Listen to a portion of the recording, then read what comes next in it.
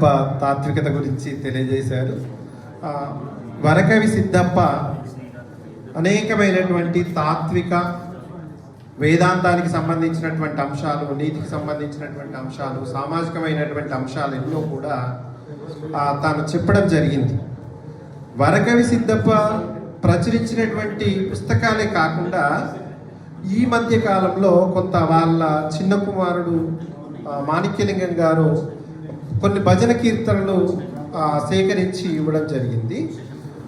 అవే కాకుండా సాహిత్య సృష్టి ఒకవైపు అయితే అది ప్రజల్లో ఎంతవరకు వ్యాపించింది, దాని విస్తృతి ఎంత ఉంది అనేటువంటిది మనం పరిశీలించినప్పుడు వరకవి సిద్ధప్ప చేసినటువంటి ఒక గొప్ప అంశం ఏంటంటే తాను రాసినటువంటి సాహిత్యం అంతా కూడా కీర్తనల రూపంలో, దరువుల రూపంలో ప్రజలందరికీ చేరాలి అనేటువంటి ఉద్దేశంతో, సామాన్య ప్రజలకు, నిరక్షరాస్యులైనటువంటి ప్రజలకు చేరాలనేటువంటి ఉద్దేశంతో దరువుల రూపంలో, కీర్తనల రూపంలో దాన్ని చేరవేయడం జరిగింది. ఈనాటికి వారి భక్తులు, శిష్యులు అనేక ప్రాంతాలలో వివిధ పర్వదినాల సందర్భంగా వాటిని ప్రచారం చేస్తూ ఉన్నారు.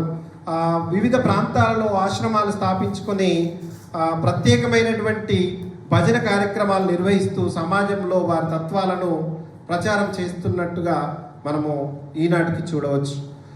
నిజామాబాద్ ప్రాంతం చూసినప్పుడు కోటగిరి, రెంజర్ల వంటి ఆ ప్రాంతాలను, తర్వాత మనకు బిక్కనూరు ప్రాంతంలో ప్రత్యేకమైనటువంటి ఆశ్రమము, వారి శిష్యులు మౌఖికంగా వారి తత్వాలను, అంటే రాయబడినటువంటి భజన కీర్తనలు ఎన్నో కూడా వాళ్ళు ప్రచారంలో ఉన్నాయి.